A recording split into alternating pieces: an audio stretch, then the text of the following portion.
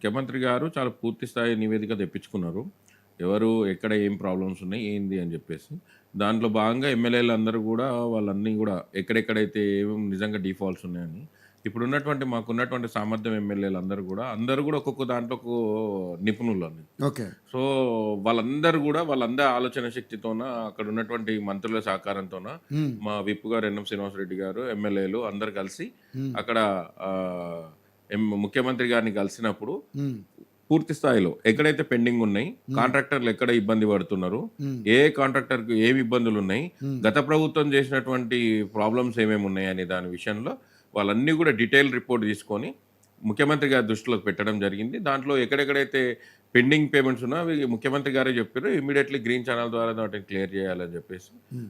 వారు కూడా వీళ్ళు కూడా కోరడం జరిగింది. ముఖ్యమంత్రి గారు కూడా దానికి సానుకూలంగా స్పందించి ఎక్కడెక్కడ నిజంగా ఇమ్మీడియేట్‌లీగా అవసరం ఉన్నాయన్నిటిని కూడా క్లియర్ చేస్తున్నారు. ప్రాజెక్ట్‌ని ఎట్టి పూర్తిలా కంప్లీట్ చేసి ప్రజలకు 12.3 లక్షల ఎకరాలకు నీళ్ళు అందించే బాధ్యత ఈరోజు తెలంగాణ ముఖ్యమంత్రి గారు ఈరోజు వెనుకబడినటువంటి జిల్లాని ముందుకు పడేటట్లుగా తీసుకుపోయేటువంటి గొప్ప కార్యక్రమాన్ని భుజాల మీద వేసుకున్నారు. హ్మ్. కాబట్టి పాలమూరు బిడ్డలుగా ఈరోజు మేము చాలా గర్వపడుతున్నాము. హ్మ్. ఈరోజు మొత్తం తెలంగాణని మొత్తం సస్యశ్యామలం చేయాలని చెప్పేసి హ్మ్. గతంలో కేసీఆర్ 9 ఏళ్ళు పాలన చేసి కేఆర్ఎంబీలో పోయి కృష్ణా నీటి మీద ఒక బలమైనటువంటి ఒప్పందాన్ని చేసుకోలేనటువంటి పరిస్థితి ఉండే. ఆ రోజు తెలంగాణ ఎందుకు తెచ్చుకున్నామండి? హ్మ్. ఆ! తెలంగాణ ఎందుకు తీసుకొచ్చినాం? ఎందుకు ముఖ్యమంత్రి అయ్యారు ఆ రోజు? ఈరోజు మన రాష్ట్రం వస్తే మన నీళ్లు మనకు యెస్. దక్కుతాయి. మన వనరులు మనకు డెఫినెట్‌లీ. దక్కుతాయని డెఫినెట్‌లీ. ఒక గొప్ప మన సందేశంతోనే కష్టమే గదా! అది కదా! ఈరోజు మన ప్రజలందరూ కష్టమే గూడా అది. ముందుకొచ్చి ఓటేసిండ్రు. హ్మ్. కానీ ఆ ఒప్పందాలన్నిటిని గూడా మీరు రాజకీయ ఒప్పందాల కోసం మీరు లాలూచి పడి ఆ రోజు మొత్తం ప్రజలకు చెప్పేదొకటి వీళ్ళు లోపటింట్లో చేసింది. చేసేదొకటి జేసిండ్రు. హ్మ్. కాబట్టి అట్లాంటి ఒక ముఖ్యమంత్రి అటువంటి గాకుండా కార్యక్రమాలు మీరు ఈరోజు మీరు మీరు చేయొద్దు. ప్రజలకు పనికొచ్చేటువంటి పనులు జేయడంలో మన ముఖ్యమంత్రి గారు ముందుకొచ్చిండ్రు. హ్మ్. ఈరోజు కేసీఆర్ గారి పాలనని మించిన ఈరోజు ప్రజలకు ఏం అవసరం ఉంది? ప్రజలు ఏ విధంగా ముందుకు పోవాలి? ప్రజలు ఏ ఆలోచనతోనో ఉన్నారు? వాళ్ళకి కావాల్సినటువంటి విధంగా వాళ్ళకు సంక్షేమ పథకాలు అందించడం, ఈరోజు రైతులకు నీళ్ళు అందించేటువంటి బాధ్యతని ఈరోజు ముఖ్యమంత్రి గారు తీసుకున్నారు. తప్పకుండా మేము 70 టీఎంసీల నీళ్ళని తీసుకొచ్చి ఈరోజు ప్రజలకు అందించేటువంటి రైతులకు అందిస్తాము. నీటిని సాగిస్తాము. ఇది ఈ టర్మ్‌లో. ఈ టర్మ్‌లో. ఓకే.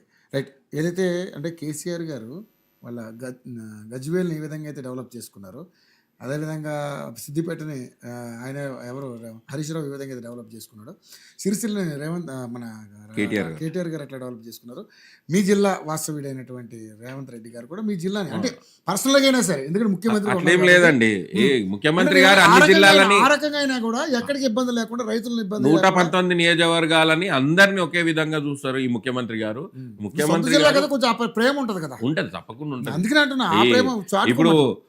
ఒకాయన సౌతి తల్లి ప్రేమ అన్నాడు. హ్మ్. ఆయనకు సౌతి తల్లి ఉండొచ్చు గానీ, మాకు కన్న తల్లే మాకు కన్నతల్లి. పాలమూరు జిల్లా. Right, super. కాబట్టి మేమేమంటున్నామంటే, ఆ! చాలా నిష్పక్షపాతంగా ముఖ్యమంత్రిగా 119 నియోజకవర్గాలు తన 2 కళ్ళలాగా చూసుకొని, ఈరోజు అన్ని నియోజకవర్గాల్లో అన్ని అభివృద్ధి పనులను చాలా వేగవంతంగా పనులు చేసేటట్లుగా ఈరోజు కార్యాచరణ రూపొందించిండ్రు. దానికి తగ్గట్లుగా ప్రణాళికలు జరుగుతున్నాయి. చాలా పారదర్శకంగా పాలన జరుగుతుంది. ఏందంటే వాళ్ళకు భయమైతుంది. అయ్యో! హ్మ్. ఇవన్నీ అయిపోతే రేపొద్దున మా పరిస్థితి ఏముంటదని. నిజంగానే వాళ్ళ భవిష్యత్తు అంధకారంలోకి వెళ్ళిపోయింది కాబట్టి, హ్మ్. వాళ్ళు ఏం తోచుకోని పరిస్థితుల్లో ఏదో మీడియా సమావేశాలు పెట్టి ఏదో బరాబర్ ఆహ్, పాదయాత్ర చేస్తామంటున్నారు. పాదయాత్ర చేసుకోండి ఎవరొద్దంటున్నారు. మీ హ్మ్. పాదయాత్ర చేస్తే హ్మ్. ఫస్టు సమాధానం చెప్పాల్సింది ఏందంటే మీరెందుకు ఓడిపోయిండ్రు దానికి సమాధానం చెప్పాలి. హ్మ్. ఎందుకు ఓడిపోయిర్రు? మీరు ఉద్యమ పార్టీ అంటున్నారు. హ్మ్. మీకే ప్రేమ ఉందంటున్నారు. ఆ ప్రేమ ఉన్నోళ్ళు ఎందుకు ఓడకపోయిన్రు? హ్మ్. ఎందుకు ప్రజలకు న్యాయం చేయలేకపోయిర్రు? ఎందుకు మీరు మీరు అనుకున్నటువంటి లక్ష్యాలు నెరవేర్చలేకపోయారు అనేది సమాధానం చెప్పి రావాలి ప్రజలకి. హ్మ్. నువ్వు నీటి కోసం పాదయాత్ర చేసుకుంటా నేను ఏదో సబ్జెక్ట్ మాట్లాడతా అని చెప్పి ఈరోజు ప్రెస్ మీట్‌లో మాట్లాడుతున్నారు గదా! హ్మ్. అది మీ మీ ఇంకిత జ్ఞానము, మీ మిడిమిడి జ్ఞానంతోనో మాట్లాడితే గిట్లే ఉంటది. ఓకే. రైట్. చూద్దాం మరి, నిజంగా ఆ రకంగా ప్రేమను చాటుకుని డెవలప్ చేసుకుంటే బాగుంటుందని అందరూ కూడా అనుకున్నారు. థ్యాంక్ యూ రవి గారు. థ్యాంక్ యూ సో మచ్ స్టూడియోలోకి వచ్చి